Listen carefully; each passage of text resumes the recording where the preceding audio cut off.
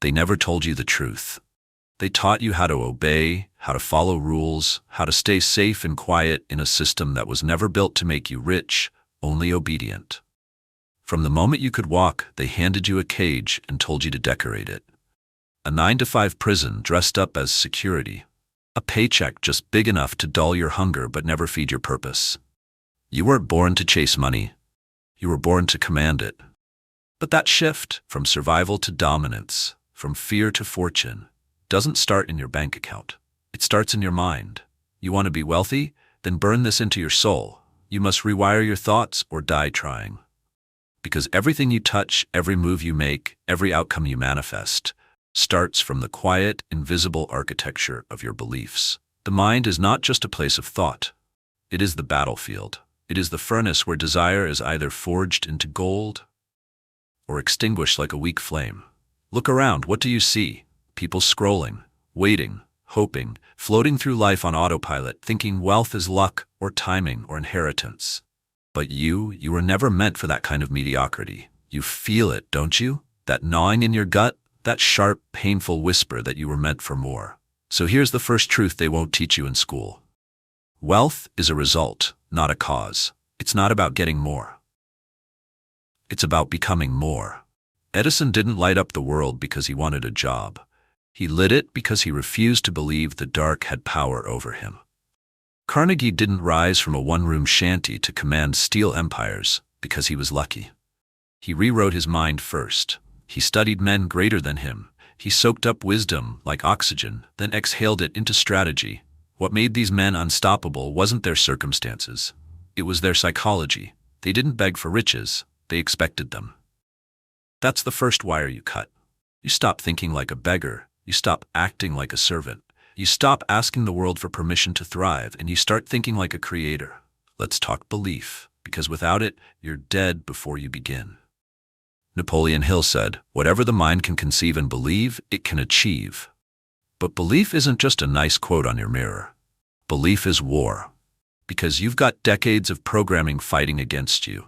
You were told wealth is for those people, that success is risky, that ambition is selfish, that you should be grateful for what you have, as if gratitude and growth are enemies.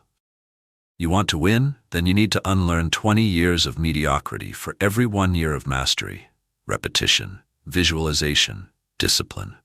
You don't just change your mind by thinking a better thought.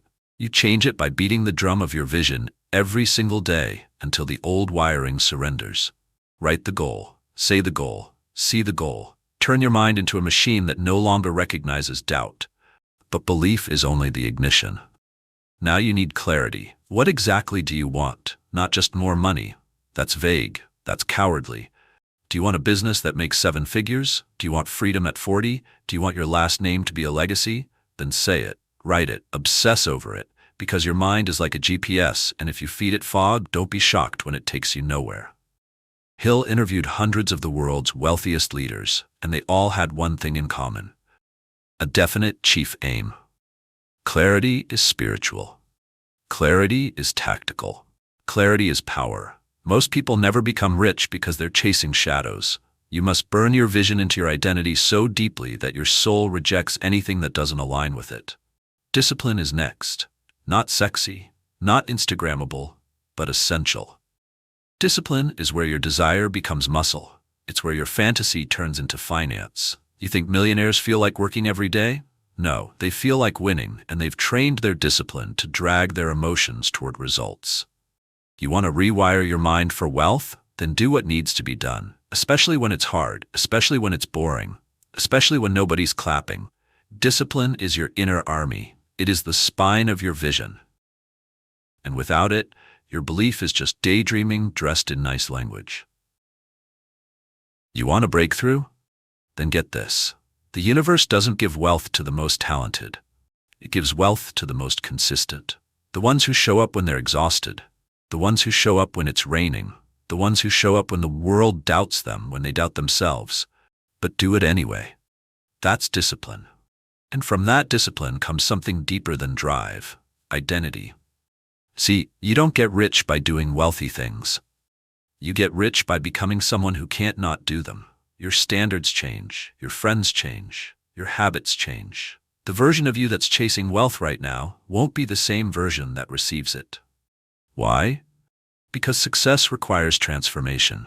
If you don't evolve, you collapse under the very thing you said you wanted. You have to become someone who deserves what they desire. Not in theory, in practice. Let's talk vision. Because without it, you're a ship without a sail. Vision is your compass, your North Star in the fog. It's the movie that plays in your mind when the lights go out and the world doubts you. Do you see it? Not just the mansion, the cars, the bank account. Do you see you, strong, focused, unstoppable? Because if you can't see it internally, you'll never build it externally. Walt Disney was laughed out of 302 banks. 302 people told him no. Why did he keep going? Because he had already walked through Disneyland in his mind 1,000 times. He saw it when no one else did. And that vision bent reality. You think manifestation is magic? No, it's repetition, it's obsession, it's alignment between what you see, what you say, and what you do. See it, say it, step into it, every single day. Then comes purpose. Purpose is what keeps the fire lit when the money takes too long, when the clients say no, when the results are silent and the doubts are loud. Purpose is the reason behind the reason. Ask yourself right now, why do you want wealth? Not just freedom, not just comfort. What legacy do you want to leave? What fire do you want to ignite in your bloodline that erases generations of scarcity? You think it's about money, but it's not. Money is a mirror. It shows you how deeply you believe in yourself. And if your purpose is shallow, your motivation will be weak. But if your purpose is planted deep, so deep it touches your soul, then nothing, and I mean nothing, can stop you. Not failure, not time, not 100 rejections in a row. Because when you're driven by why, the world eventually says yes. Now let's move to action. This is where 99% people fall. They read the books, they write the goals, they visualize and meditate, and then nothing. They wait for motivation like a thunderstorm, sporadic, unpredictable, uncontrollable. But you don't have time to wait for lightning. You are the spark. You move before you're ready. You strike before the fear settles in. You act while others hesitate. And that momentum, that is your unfair advantage. Action is oxygen for success. Without it, your dreams suffocate. You don't need a perfect plan. You need to move. Every step opens a new door. Every failure teaches. Every small win stacks. Don't confuse movement with progress. Make moves that matter. Moves that stretch you. Moves that scare you. If it feels too big, good. If it makes your stomach twist, good. That means it's exactly where you should go. Would you like me to continue with the? Listen to me. No matter how disciplined, how clear, how aligned you are, life will test you. And that's where most people fold. They confuse resistance with rejection. But here's the secret. Resistance is confirmation. It means you're close. It means the enemy is scared. It means your old self is clinging for dear life because it knows once you break through, it dies. So let it burn. That weak version of you that needs comfort to create, that waits for permission, that plays small to make others comfortable. Kill it. Resilience is not optional. It's required. The wealthiest people you admire, they failed more than you've even dared. Ford lost everything 5 times before building the company that changed the world. 5 times. Do you think he was lucky? No. He was relentless. He knew that wealth isn't about having the right timing, it's about having the right recovery. Fall fast, fall forward, and never, ever fall without grabbing the lesson on your way down. Now let's speak about something people rarely associate with wealth. Gratitude. Yes, gratitude. Because when you're chasing greatness, it's easy to become bitter. To get so focused on what's missing, you forget what's already working. But gratitude isn't softness. It's fuel. Gratitude sharpens your awareness. It grounds your spirit. It reminds your nervous system that you're not chasing from lack. You're building from abundance. The more you celebrate what's working, the faster you attract what isn't yet here. You think that's fluff? Look again. Hill wrote about it. So did Carnegie. They didn't just hustle harder. They vibrated higher. They created a frequency of expectancy. And wealth responds to that frequency like a magnet. Gratitude doesn't replace ambition. It amplifies it. So be grateful for the vision, for the pain, for the pressure. Because the pressure you feel now is shaping the diamond that will wear your name.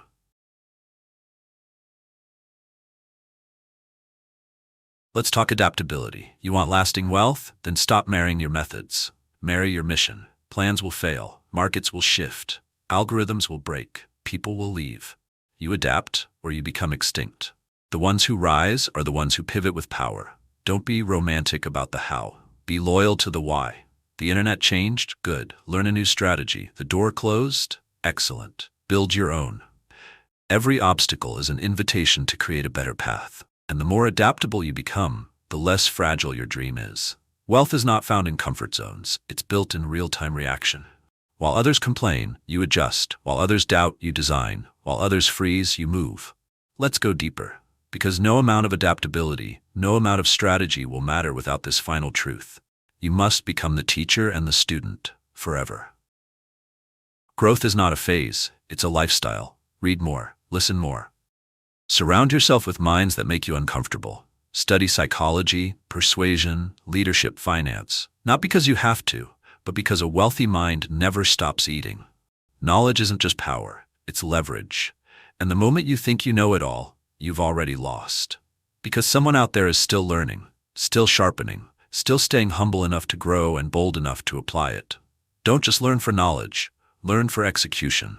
Apply, test, fail, adjust, then teach others. Because when you pass it on, it multiplies. The universe always pays back those who elevate others. And now we arrive at the truth no one wants to face. You are not broke. You are blocked. Blocked by fear. Blocked by laziness, disguised as waiting for the right moment. Blocked by an identity that's decades old, handed to you by people who gave up on their own dreams. Understand this. Your results will never outgrow your self-image. You can read every book, write every affirmation, grind 20 hours a day. But if deep down you still believe you're not worthy of success, you will unconsciously destroy it the moment it arrives. You'll sabotage the business, you'll spend the money, you'll ruin the relationship, not because you don't want it, but because you never rewired yourself to receive it. You don't need better circumstances, you need a new identity. So who are you now? Be honest, not who you pretend to be, not the mask you wear for approval, but who you are when no one's watching. That version, it's running the show. And if it's not aligned with wealth, it's blocking it. So change the script. You rewrite identity with repetition, emotion, and evidence, not, I want to be rich. No, I am the kind of person who creates wealth with clarity, intention, and discipline. You don't say it once, you say it until your cells believe it, until your subconscious starts acting in accordance with that new story. Every action you take becomes a vote for the new you. Get up earlier? That's a vote. Track your money? That's a vote. Show up to your business when it's quiet and no one's watching? That's a vote. Votes stack into habits. Habits stack into identity. Identity determines destiny. So stop waiting for the wind to feel worthy. Become worthy, and the wind will chase you. And yes, it will be lonely. Not everyone will understand. Not everyone will clap. Not everyone will keep up. Some people will try to hold you where they left you. They'll mock your ambition. They'll resent your evolution. They'll project their fears onto your fire and call it arrogance. Let them. You were not put on this earth to live beneath your potential, to protect someone else's insecurity. You're not doing this for applause. You're doing it for alignment. Because when you rise, you give permission for others to rise too. And yes, some will resent you, but some will watch you and remember who they were meant to be. That's your real wealth. That's your real impact. And when the money comes, because it will, don't lose the fire. Don't let wealth make you soft. Let it make you sharper, more precise, more purposeful. Because money isn't the goal. Money is the tool. Use it to build. Use it to bless. Use it to multiply the mission. Invest in knowledge. Invest in people. Invest in systems that keep growing without your constant presence. That's freedom. That's legacy. The goal is not to work forever. The goal is to own time. To wake up and say, what do I want to create today? Not what must I do to survive? And that power, that sovereignty over your life, that is the true meaning of wealth. You were never chasing money. Not really. You were chasing the version of you that could handle it. The you with clarity, the you with discipline, the you with vision and unshakable identity. And now you realize, wealth isn't something you get, it's something you become. This world doesn't hand you fortune. It tests you for it. It doesn't give you opportunities. It gives you mirrors. Each day, each choice, you face one simple question. Who am I becoming? That's the thread. That's the seed you plant or poison you swallow. You can stay in the cage, live by default, numb your potential with excuses, blame, and fear, or you can do what the legends did. You can decide. You can burn the ships behind you, cast off the comfort, and carve your name into destiny with blood, belief, and backbone. Because no one's coming to save you. Not the government, not your boss, not your parents, not your friends. This is your revolution. Internal first, external second. And when that shift happens, when the old voice in your head whispers, "Who do you think you are?" you smile. Because now, you know. You're the builder, the breaker of cycles, the first millionaire in your bloodline.